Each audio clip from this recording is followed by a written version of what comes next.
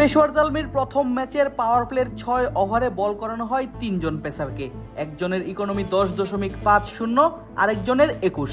অন্যদিকে শরীফুল ইসলামের ইকোনমি মাত্র 6.66 করেছেন পাওয়ার প্লের 6 ওভারের 3টি ওভারেই।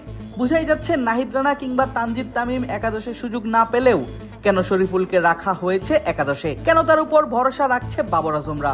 প্রথম ইনিংসেই যেন বিশ্বাস আর ভরসার প্রতিদান দিলেন টাইগার এই বাঁহাতি পেসার, করলেন দারুণ কিপটে বোলিং।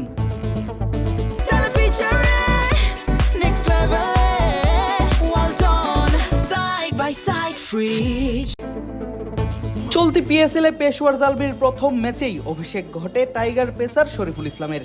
আর প্রথম ইনিংসের প্রথম ওভারেই অধিনায়ক বাবর আজম বল তুলে দেন বাঁহাতি এই পেসারের হাতে, আর অভিষেক বলেই দেন ডট।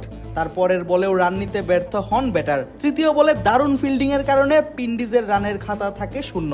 পরের বলে ব্যাটার ইয়াসির খান হিট করলেও আসেনি কোনো রান। শরীফুলের প্রথম রানটা আসে ওয়াইডে, পরের বলেই ব্যাটার ইয়াসির হাকান ছক্কা। ওভারের শেষ বলেও ডট এলে শরীফুলের প্রথম ওভার থেকে আসে মাত্র 7 রান, যার একটি ছক্কা আর একটি ওয়াইড। প্রথম ওভারেই শরীফুল দিয়েছেন 5টি ডট বল।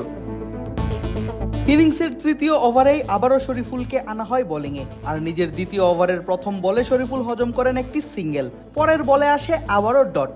তৃতীয় বলে মিস ফিল্ডিং এর কারণে টাইগার এই পেসারকে দেখতে হয় বাউন্ডারির মুখ। চতুর্থ বলেই তৈরি হয় রান আউটের সুযোগ, কিন্তু সহজ সুযোগ মিস করেন মোহাম্মদ হারিস। উইকেটের পরিবর্তে আসে আরও একটি রান, যদিও পরের বলেই আরও একটি ডট দেন টাইগার এই বাঁহাতি পেসার।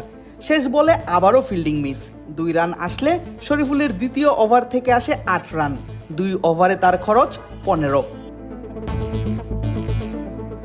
পাওয়ার প্লের শেষ ওভারে আবারও আনা হয় শরীফুল ইসলামকে তার তৃতীয় ওভারটা করাতে, কেননা এক শরীফুল ছাড়া বাকি সবাই ছিলেন বেশ খরচে। দুর্দান্ত ব্যাটিং করা ইয়াসির খান এবং মোহাম্মদ রিজওয়ান তার প্রথম 2 বলে নেন 2টি সিঙ্গেল। পরের বলেই শরীফুল বাউন্সার দিলে আম্পায়ার দেখান ওয়াইডের সাইন। তৃতীয় বলে আসে সিঙ্গেল, চতুর্থ এবং পঞ্চম বল আসে ডট। ওভারের শেষ বলটাই সিঙ্গেল আসলে 5 রান দিয়ে নিজের ওভারটা শেষ করেন টাইগার এই পেসার। পাওয়ার প্লেতেও দারুণ ইকোনমিক্যাল থাকলেও থাকেন উইকেট শূন্য।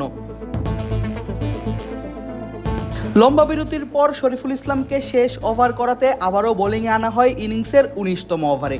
ততক্ষণে মাত্র 3 উইকেট হারিয়ে 186 রান করে ফেলেছে পিন্ডিজ। এমন মুহূর্তে শরীফুল এসেই প্রথম বলে হজম করেন বাউন্ডারি।